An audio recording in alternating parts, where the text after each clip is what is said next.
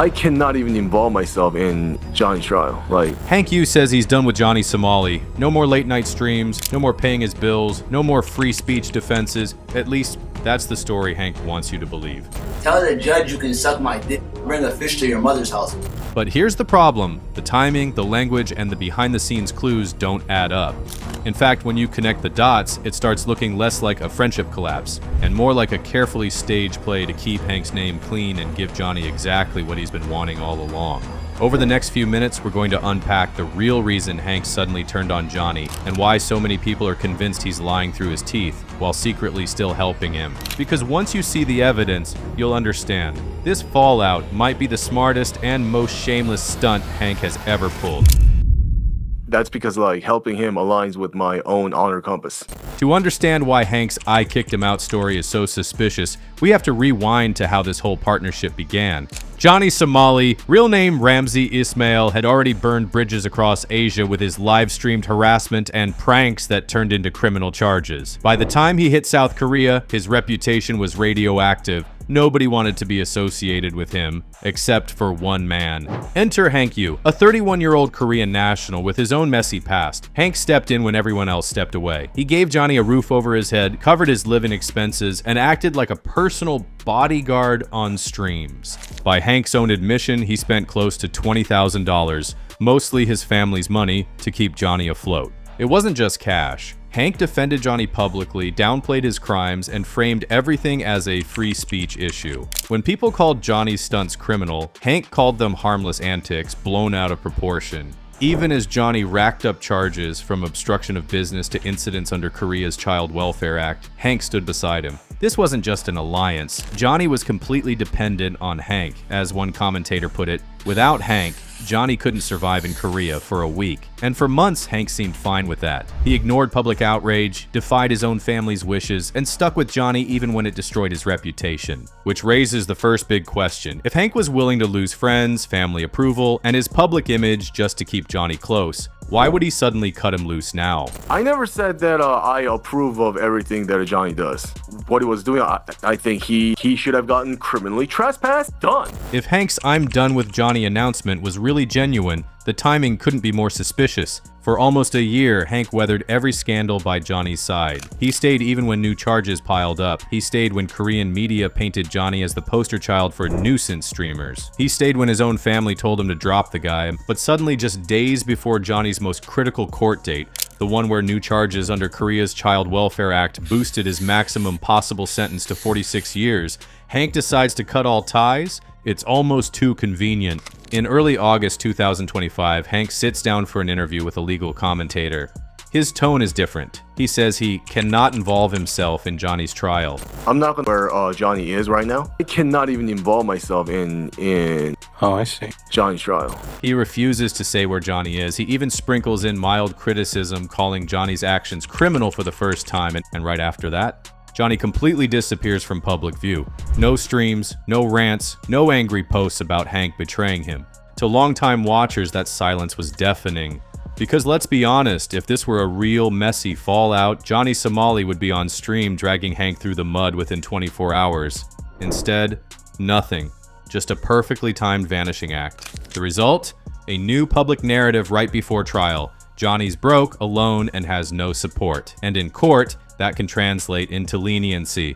So was this really a friendship collapse, or a carefully timed piece of theater designed to set the stage for the next move? When you line up Hank's past statements with what he's saying now, the cracks in his story are impossible to ignore. For months, Hank defended Johnny's every move. Trespassing, harassment, offensive comments.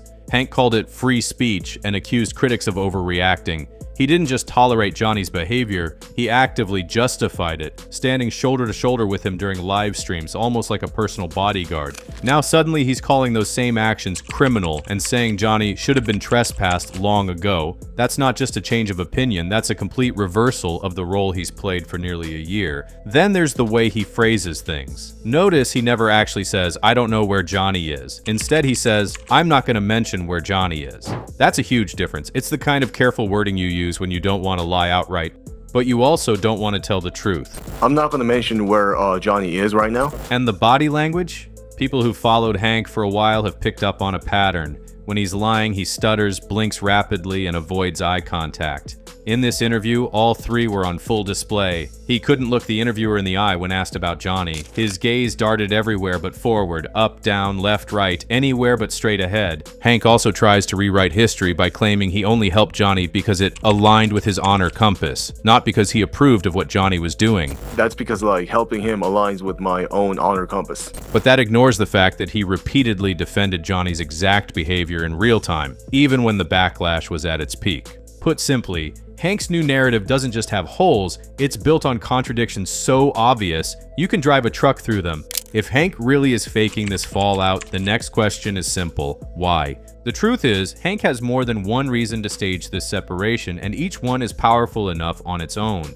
Johnny's legal situation isn't just bad, it's radioactive. New charges under Korea's Child Welfare Act added years, even decades, to his potential sentence. And under Korean law, helping someone hide from authorities can land you in trouble too. Hank knows this. He's even said before, if Hanky Poo gets in trouble, he's kicked out of house and home. Hanky Poo gets in trouble because if Hanky Poo gets in trouble, he's kicked out of house and home. By creating the appearance of distance, Hank can claim, I didn't know where he was if police come knocking. It's a shield against being charged as an accomplice. Hank's lifestyle depends on family money that's been under threat since his alliance with Johnny began.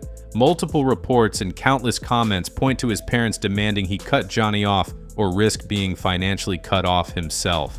A public "I kicked him out" moment is exactly the kind of performance that could win back parental approval, and more importantly, the cash flow. Since teaming up with Johnny, Hank's image has been shredded. Online, he's branded just as guilty and the dumbest guy that ever lived for sticking by Johnny's side. In the Korean community, his name is tied to Johnny's chaos. Staging a public split allows Hank to start repairing that image, to look like the guy who finally saw the light and walked away from a toxic situation. This is the one that really ties it together. By claiming he's no longer supporting Johnny, Hank helps build the case that Johnny is alone, broke, and without resources. In court, that narrative can tip the scales toward deportation instead of prison. And deportation, that's Johnny's dream outcome, which means Hank can still help Johnny just from the shadows. When you stack these motives side by side, the picture becomes clear. Hank had every reason to fake a breakup and no good reason to actually cut ties for real. If Hank really wanted people to believe he'd cut Johnny off, he's doing a terrible job of hiding the truth. The signs that this breakup is staged are everywhere. Hank never once says, I don't know where Johnny is. Instead, he carefully says, I'm not going to mention where Johnny is. I'm not going to mention where Johnny is right now. That's not ignorance, that's evasion. It's the kind of phrase you use when you still know exactly where someone is but don't want to incriminate yourself. Commenters noticed it instantly, with one pointing out, he didn't say he didn't know, he just said he won't say. When streamer friendships implode, we hear about it loudly. But after Hank's announcement, Johnny vanished without a single public word about being betrayed or thrown out. No rant, no shade, nothing. For a guy who's never been shy about going live to air drama, this silence is suspicious. It's almost as if the fallout was pre-agreed, and Johnny's playing his part by disappearing. The one thing Johnny has said over and over is that deportation is a big W for him. It gets him out of Korea without serving prison time. And wouldn't you know it, Hank's new public stance is that deportation is the best step for South Korea. He even frames it like a punishment, when in reality, it's exactly what Johnny wants. That's not cutting ties, that's running PR for your friend's legal strategy. The announcement didn't come months before trial when tensions were high. It came right before Johnny's most critical hearing. The perfect moment to spin a new narrative. No support, no resources, no future. And that timing benefits Johnny Somali more than anyone else. When you put all these pieces together, the breakup starts to look less like an end, and more like the opening scene of a carefully scripted plan. If you really want to understand why this fallout smells fake, you have to look at where it leads, straight to the one outcome Johnny Somali has been chasing since his arrest: deportation. Johnny said it himself on camera, either put me in a cell or deport me. If I can leave Korea with just a fine or deportation, that's a big W.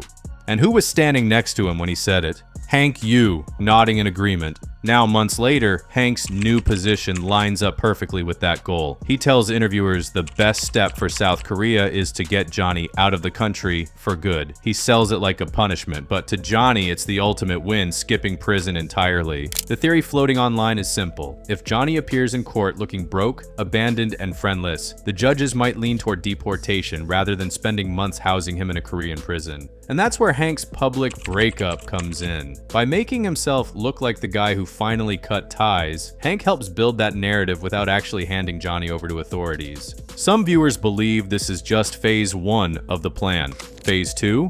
Johnny stays hidden until the trial, then shows up playing the victim, maybe even staging a public meltdown to push the humanitarian angle. Others think he might not show up at all, forcing the court to choose between chasing him down or just shipping him out. Either way, this isn't just damage control. It's a coordinated legal gambit, and every move Hank's made in the last few weeks fits that blueprint. From the timing of the announcement to his refusal to say Johnny's gone to still promoting deportation, it all points to one thing. The fallout is a smokescreen, and the deportation strategy is alive and well. If Hank and Johnny really are running this as a coordinated deportation play, they're gambling with far more than public opinion. For Johnny, the risk is massive. South Korean prosecutors have already shown they're taking his case seriously, adding charges, reopening investigations, and stacking potential sentences. Public sentiment in Korea leans toward punishment before deportation, with many saying outright that shipping him home without jail time would be a massive W that could inspire more nuisance streamers to copy him. If the court sees any hint that Johnny's been hiding or evading justice, it won't speed up his deportation. It'll lock him up. For Hank, the risk is just as real. If police find out he's been harboring Johnny or even funding him while pretending they've cut ties, he could face his own legal trouble. At best, he's pulled into the case as a witness. At worst, he's charged as an accomplice. And once you're under investigation in Korea, plausible deniability starts to crumble fast. There's also the long-term fallout. Even if the plan works and Johnny is deported, Hank's name will forever be tied to the scandal. In Korea, reputations don't bounce back easily, especially when the public sees you as a liar who tried to outsmart the legal system. For someone who already burned bridges with his own family and lives off their financial support, that stigma could follow him for life. And here's the irony. This strategy depends entirely on people believing the one thing almost nobody believes, that Hank and Johnny have truly gone their separate ways. One slip, one leaked sighting, one message that connects them again, and the whole act collapses. Which means that if this is a performance, it's a performance balanced on a knife's edge, where the smallest mistake could turn their big W into the biggest L either of them has ever taken. On paper, Hank Yu and Johnny Somali are done. No more shared apartment, no more live streams, no more public defense. But the closer you look, the more the story unravels. The timing of the announcement, the vague language, the perfect alignment with Johnny's dream outcome, and the total silence from Johnny himself, it all paints a different picture. One where the fallout is less about friendship ending and more about image management, legal maneuvering, and a shared strategy to dodge the worst consequences. If that's true, then Hank hasn't abandoned Johnny at all. He's just moved him from the front seat to the back, hidden from view while the public is distracted by the illusion of distance. And for all the talk about cutting ties, Hank's still holding the one rope that could pull Johnny out of prison, the narrative that he's broke, alone, and ready to be deported. The real question is whether South Korea's legal system will buy it. Judges and prosecutors have been patient, but they've also made it clear they want Johnny to face consequences. If they see this as a ploy, the outcome could be far worse than either man expects. So, has Johnny really left the building? Or is he still right there, just out of frame, waiting for the curtain to drop and the big W to roll in? We'll find out soon enough. And when we do, it won't just be Johnny Somali on trial, it'll be Hank Yu's credibility, his freedom, and maybe his entire future.